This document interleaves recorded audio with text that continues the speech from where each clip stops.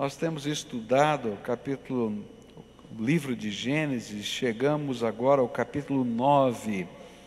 E eu queria convidar você a abrir sua Bíblia para meditarmos na palavra de Deus. Gênesis capítulo 9. A palavra do Senhor nos diz assim: os filhos de Noé que saíram da arca, da barca com ele, foram Sem, Cã e Jafé. Cã foi o pai de Canaã. E esses três foram os filhos de Noé, e os descendentes deles se espalharam pelo mundo inteiro. Noé era agricultor, e ele foi a primeira pessoa que fez uma plantação de uvas.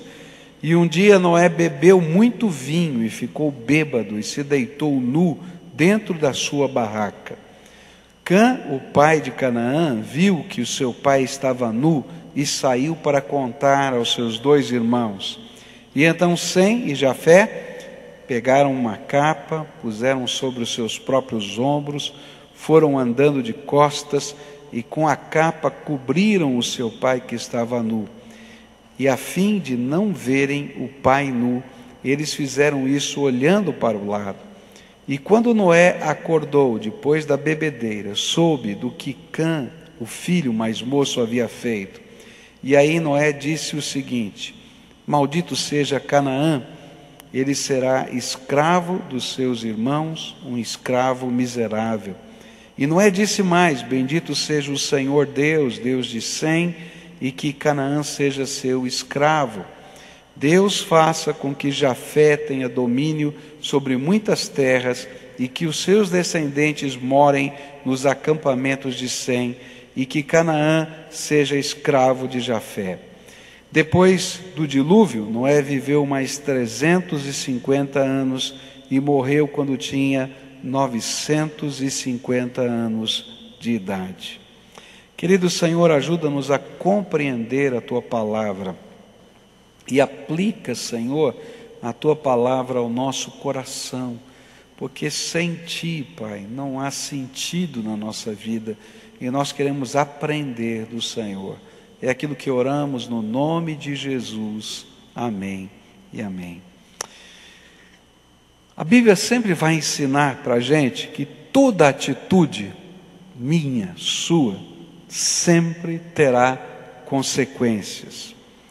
E talvez esta seja uma das lições da vida que nós não gostamos muito de aprender, mas é uma realidade que não se pode evitar. Você vai enfrentar as consequências das suas decisões, dos seus atos. Algumas dessas consequências trazem na nossa vida marcas positivas, mas outras geram vergonha e dor. E esse é o caso do relato que nós acabamos de ler nas Escrituras. A atitude inconsequente de Noé, de ficar embriagado e de se expor à vergonha, não afetou apenas a ele, Noé, mas a toda a sua família e até os seus descendentes. Por isso, a nossa intenção hoje é olharmos para esse relato e tentarmos entender por que o Senhor preservou nas Escrituras o registro dessa história.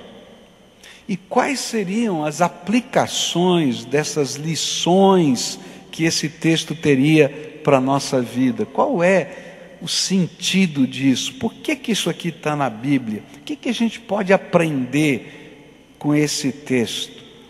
A primeira lição e a mais natural, olhando para esse texto, tem a ver com o perigo do consumo de bebida alcoólica, ou de você depender de qualquer tipo de droga ou substância que entorpeça a sua mente e que faça você ter o seu discernimento prejudicado. E é importante que a Bíblia registre isso para nós, para que a gente tenha essa visão bem clara diante dos nossos olhos. Porque quando a gente ingere qualquer tipo de substância que nos entorpece, a gente se torna inconsequente. quer seja o álcool, quer seja o crack, quer seja a maconha, quer seja qualquer outra substância, permitida ou não permitida pela lei, você se torna inconsequente. Você já conversou com um bêbado? Já conversou com um bêbado? Tem conversa mais chata do que conversa de bêbado? É horrível, não é verdade? E mais, às vezes existem atitudes inconsequentes. Eu me lembro que em uma ocasião nós estávamos fazendo uma viagem com um grupo de adolescentes da igreja e acompanhava-nos na viagem um casal. A senhora, uma senhora maravilhosa, um doce, crente no Senhor Jesus. O marido, um afastado da igreja, que tinha um problema de dependência alcoólica. E no meio dessa viagem, esse homem bebeu. E nós estávamos aqui em Curitiba, alojados no Céu. Conhece o Céu? Casa do estudante universitário. Estávamos alojados aqui, né? Só que o céu virou um inferno. Porque o homem chegou alcoolizado, começou a brigar com todo mundo. E numa bela hora ele puxou a cinta dele e queria bater em todos os adolescentes. E aí a gente não sabia mais o que fazer, né? Se batia no homem, porque era um bando de adolescentes, ou se só o continha, né? E olha, gente, que coisa horrível. E o pior era o dia seguinte. Porque no dia seguinte, não mais entorpecido pelo álcool, ele lembrava e se envergonhava do que tinha feito. O problema é que o dia seguinte continua acontecendo, porque a pessoa está dependente de uma substância que afeta o seu discernimento. Por isso é importante notar que o texto nos ensina que Noé, como agricultor, foi o primeiro homem a fazer uma plantação de uvas para produção em grande escala. E como tal, eu imagino que ele teve de aprender a usar da melhor maneira possível o fruto do seu trabalho. E muito provavelmente ele foi o primeiro a produzir vinho, suco da uva, que fermentava naturalmente e se tornava vinho. E ao consumi-lo sem maiores preocupações, se viu bêbado e praticando coisas que não condiziam com a sua posição de pai, de herói da fé, porque Noé está lá no rol do herói da fé, lá em Hebreus capítulo 11, e profeta de Deus. E ele vai fazer coisas que não tem nada a ver com isso. E suas atitudes se tornaram ridículas e vergonhosas. Ficou com tanto calor que foi tirando a roupa, ficou pelado, né? E ficou passando vergonha. Mas, quer nós estejamos certos ou não ao interpretar dessa maneira a história, um dos elementos centrais para que esse texto, esse fato fosse registrado nas Escrituras, era nos alertar e alertar as pessoas sobre o perigo e o cuidado com a ingestão de bebidas alcoólicas. E a Bíblia não fala só em Gênesis a respeito disso. O meu objetivo nessa manhã é te dar uma série de textos na palavra de Deus, onde a Bíblia fala claramente do perigo da gente ingerir bebidas alcoólicas ou de ser dominado ou controlado por qualquer substância que entorpeça o nosso entendimento. Por exemplo, Provérbios capítulo 20, verso 1 vai dizer assim: quem bebe demais fica barulhento e caçoa dos outros. O escravo da bebida nunca será sábio. Provérbios 23, a partir do verso 29, a Bíblia diz assim: quem é que grita de dor? Para quem são as tristezas? Quem é que vive brigando e se queixando? Quem é que tem os olhos vermelhos e ferimentos que poderiam ter sido evitados? É aquele que bebe demais e anda procurando bebidas misturadas. Não fique olhando para o vinho que brilha no copo com a sua cor vermelha e desce suavemente, pois no fim ele morde como uma cobra venenosa. Você verá coisas esquisitas e falará tolices. Você se sentirá como se estivesse no meio do mar, enjoado, balançando no alto do mastro de um navio. E então você dirá: alguém deve ter batido em mim. Acho que levei uma surra, mas não lembro, porque não consigo levantar. Preciso de mais um gole. Que descrição, hein? A Bíblia vai continuar falando. Isaías capítulo 5, versículos de 11 a 15, a Bíblia diz assim: ai dos que passam o dia inteiro bebendo cerveja e vinho, desde a madrugada até tarde da noite, nunca ficam completamente bêbados. E ficam completamente bêbados. Nas suas festas, a música de harpas e de liras, de pandeiros, de flautas e muito vinho para beber. Eles não se importam com os planos de Deus, o Senhor, não levam em conta o que Ele está fazendo. Portanto, por causa da sua desobediência, o meu povo será levado prisioneiro para fora do país. O povo e as autoridades morrerão de fome e de sede. O mundo dos mortos, como se fosse uma fera faminta, abrirá a sua boca enorme e engolirá o povo e as autoridades, toda essa gente que vive nas farras e nas orgias. Todos ficarão envergonhados e os orgulhosos serão humilhados. A palavra de Deus vai sempre nos dizer que quando a gente se permite ficar entorpecido, a gente tem os limites flexibilizados. E aí ele começa a falar das festas e das orgias que acompanham a bebedeira. Por quê? Ou o uso de qualquer tipo de entorpecente, porque os limites ficam flexibilizados e a gente começa a fazer um monte de bobagem. A gente perde o senso de ridículo, a gente flexibiliza o certo e o errado, a gente não mede as nossas palavras, muito menos as nossas ações. E a Bíblia fala que, diante dessa situação, sempre a morte está presente de alguma maneira. Mais um famoso nos Estados Unidos morreu essa noite, ou essa semana, não é? O filho do Stallone, não é isso? Não disseram ainda, mas afirmaram da possibilidade de ser um excesso de uso de remédios entorpecentes, não sei se é de fato. Porém, o que a gente vê é que toda vez que a gente se torna entorpecido, morte está presente. A morte pode estar presente quando você dirige o carro bêbado, a morte pode estar presente numa briga, a morte pode estar presente porque você não tem os seus limites colocados diante de você.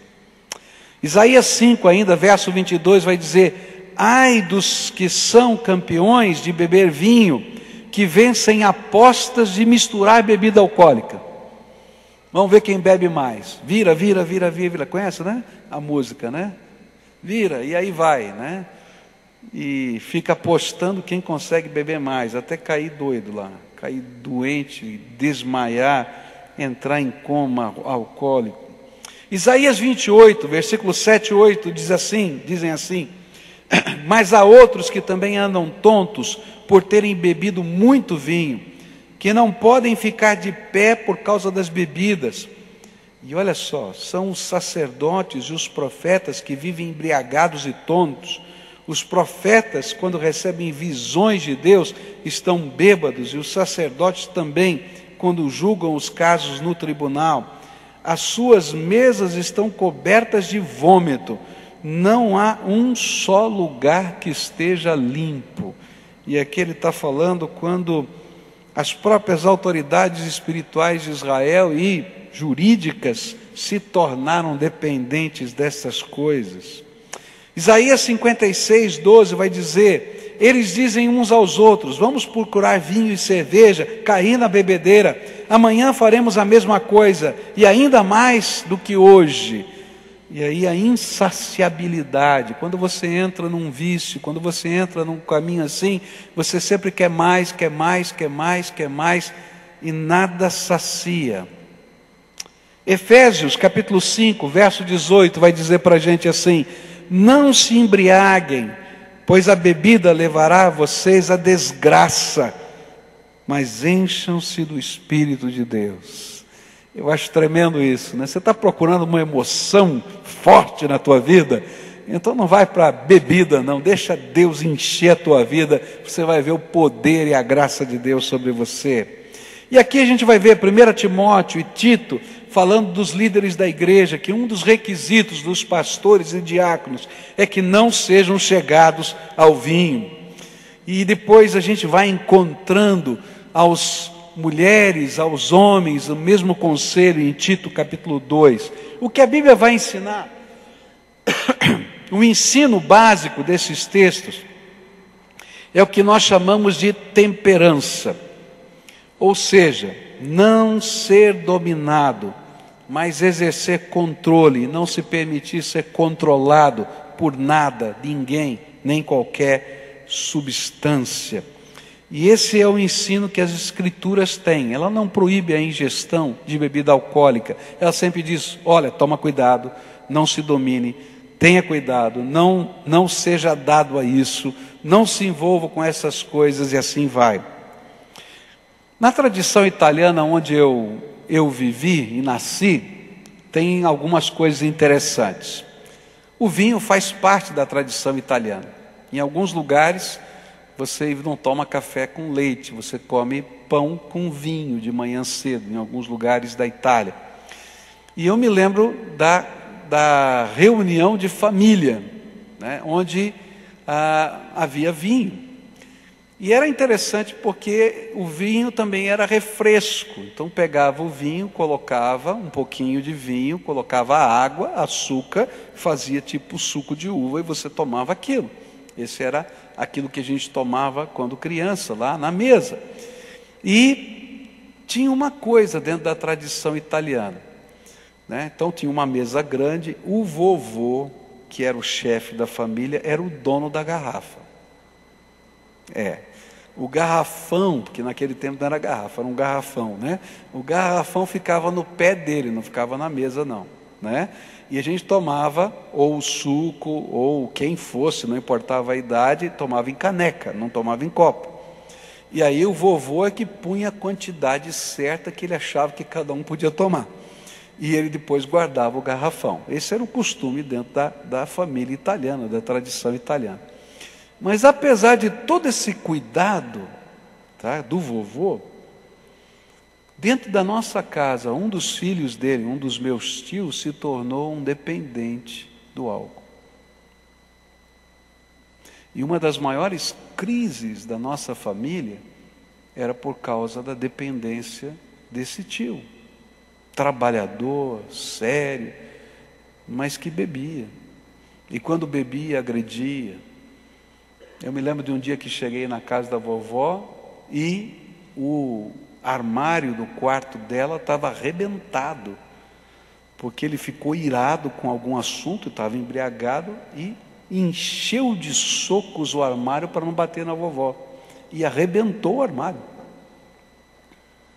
Me lembro de um dia que a gente foi buscar esse mesmo tio, e esse tio tinha voado com um carro em alta velocidade e caído numa casa que ficava abaixo do nível da rua. Ele furou o muro e caiu com o carro em cima do telhado, assim, destruiu a casa. Graças a Deus não morreu ninguém. Eu me lembro de uma ocasião que esse mesmo tio tinha aprontado tantas na rua, mas tantas, porque ele entrava nesse negócio de beber e falar e fazer, que um dia 3 outros caras pegaram um cabo de aço, cercaram ele no meio da rua e deram uma surra de cabo de aço. Ele chegou todo rasgado em casa. Porque só guardar o garrafão não resolveu nada.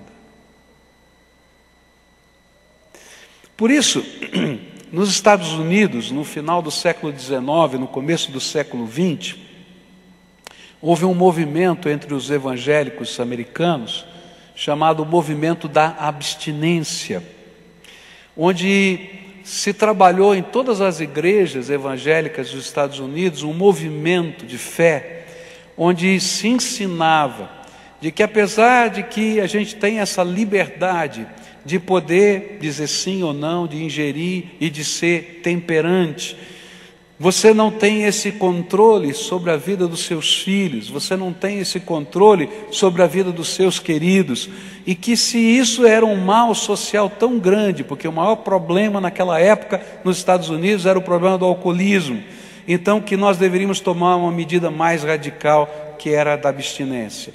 E aí, por causa desse movimento nas igrejas americanas, saiu nos Estados Unidos a chamada lei seca, no começo do século XX, proibindo a fabricação de bebida alcoólica nos Estados Unidos. Fruto desse movimento, ou participantes desse movimento no final do século XIX, no começo do século XX, saíram os missionários dos Estados Unidos para o mundo, inclusive para o Brasil. E quando eles chegaram aqui pregando o Evangelho, eles ensinaram exatamente esse voto de abstinência nas igrejas, e esse se tornou a prática normal dos evangélicos no Brasil. Por que que os evangélicos não consomem bebida alcoólica? A grande maioria deles não consome bebida alcoólica, justamente por entender que você não tem controle, especialmente daquilo que vai acontecer com seus filhos, com seus queridos, e alguns não têm controle sobre si mesmo. E então adotou-se essa postura. Posteriormente, na evangelização do Brasil, nós vamos ter a influência de outros tipos de missionários, especialmente no sul do Brasil, onde você vai ter a presença dos ingleses e dos alemães, que nunca participaram desse movimento de abstinência. E então no sul do Brasil você vai ver uma certa flexibilização com relação às igrejas evangélicas sobre o uso ou não de bebida alcoólica, por causa dessas tradições ou por causa destas experiências.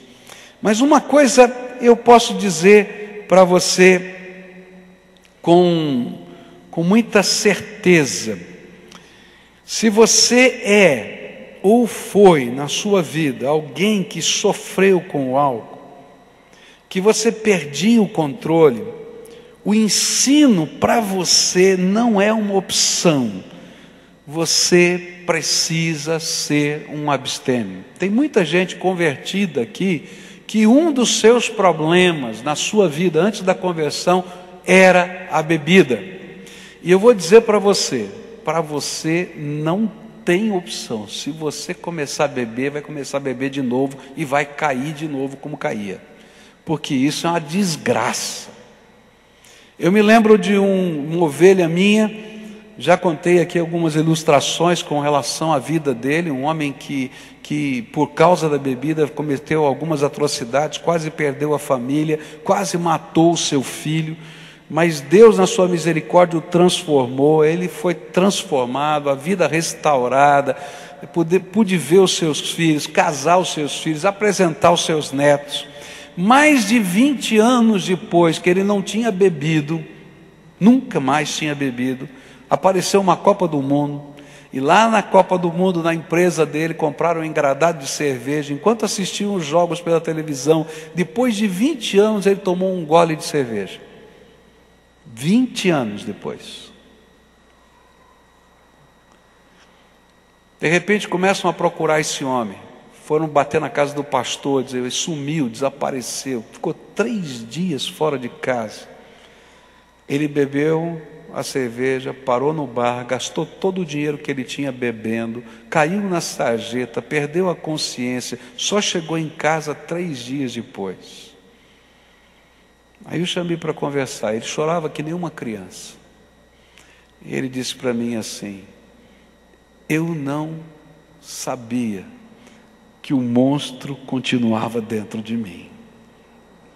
Queridos, a gente não sabe o que acontece. Eu me lembro, por exemplo, de um pastor que contava a história do seu irmão, criado numa igreja evangélica, nunca havia bebido qualquer bebida alcoólica, casou-se e um dia tomou muita chuva, chegou na casa do seu sogro, molhado, então foi secar a roupa, e o sogro disse: olha, você tem que cortar a gripe aí. Então fez uma caipirinha para ele. Não, você vai cortar a gripe. E ele tomou pela primeira vez bebida alcoólica. E ele tomou, foi dormir. Quando todo mundo estava dormindo, ele desceu e tomou a garrafa inteira de pinga. E esse médico me disse o seguinte, que existem pesquisas, eu não sei se são verdadeiras ou não, de que existe uma determinada enzima no nosso corpo que metaboliza o álcool. Que algumas pessoas têm mais dessa enzima e menos dessa enzima. E quando você tem menos dessa enzima ou não tem essa enzima, você se tornará dependente do álcool porque você não consegue metabolizá-lo.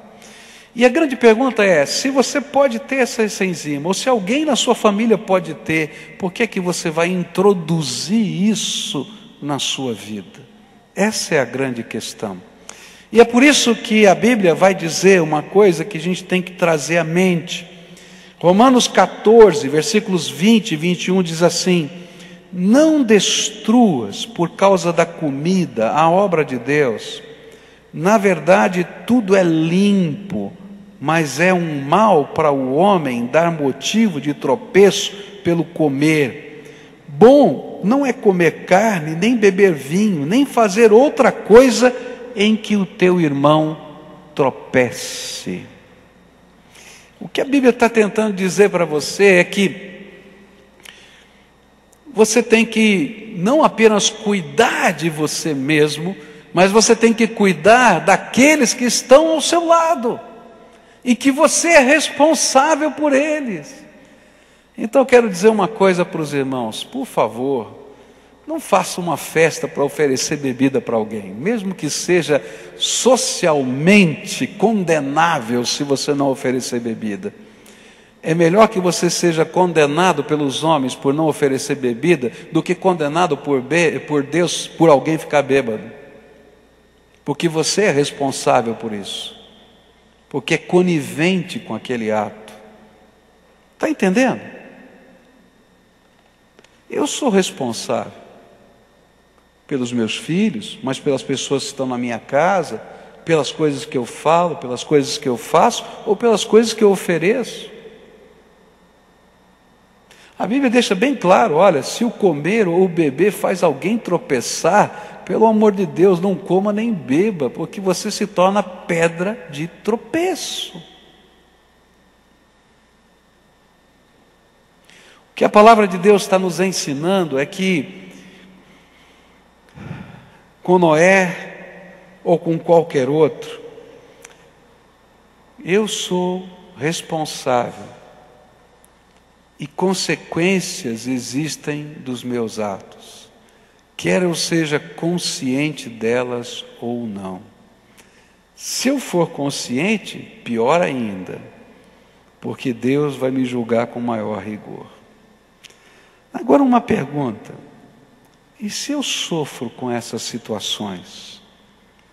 Se tem alguma coisa na minha vida que me controla, que eu sou adicto de alguma maneira. É interessante que muitos que são adictos não conseguem reconhecer que são adictos. Dizem que têm o controle, mas de fato não têm o controle. Porque não conseguem parar mais do que 30 dias de consumir qualquer tipo dessas substâncias. Talvez ele consiga parar 2, 3, 5, 7 dias, mas não vai ficar mais do que 30, 60 dias, 90 dias, não. Porque é adicto, é dependente. E às vezes o grande problema é que ele não se considera e não quer tratar esse mal que está dentro dele. Agora eu quero dizer uma coisa para você, e posso dizer com toda a autoridade de quem já viu isso acontecer centenas de vezes. Jesus é poderoso para entrar em qualquer adicção e transformar a nossa vida. Jesus é poderoso para libertar do crack, Jesus é poderoso para libertar da maconha, Jesus é poderoso para libertar do álcool, Jesus é poderoso para libertar de qualquer tipo de substância que esteja controlando você. Sabe por quê? Porque a graça dele é poderosa para fazer diferença na nossa vida. Eu já vi pessoas transformadas, eu já vi gente sendo mudada pelo poder de Deus. Alguns passam por processos diferentes. Existem várias maneiras como a igreja pode ajudar você nesse processo. Alguns precisam de internação, por isso a gente tem uma casa de recuperação. Outros precisam de apoio e de ajuda, e é por isso que a gente tem aqui dentro da igreja um trabalho, não é? Celebrando a recuperação, que funciona justamente isso, colocando valores de Deus para a nossa libertação, baseado nas bem-aventuranças do Senhor Jesus. Você pode nos procurar e ajudar você nessa jornada, que é uma jornada de fé e de libertação. Mas a principal lição de hoje é: eu sou responsável por o que faço e pelo que recomendo. Está entendendo? E aí eu tenho que tomar algumas decisões na minha vida, sobre o que eu faço e sobre o que recomendo. Porque guardar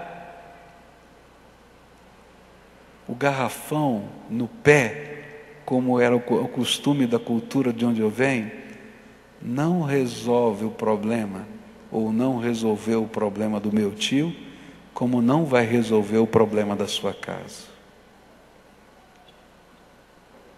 Porque a gente recomenda e depois enxerga a desgraça na nossa porta. Eu queria orar com você para a gente terminar esse culto, não é? Esses textos todos fazem a gente refletir. Fica de pé, vamos orar a Deus. E eu queria que você estivesse na presença de Deus nessa manhã. Essa é uma mensagem doutrinária. Está falando do que a Bíblia ensina. E pede resposta. Você tem filhos? Tem netos? Olha o que você recomenda. Você é exemplo.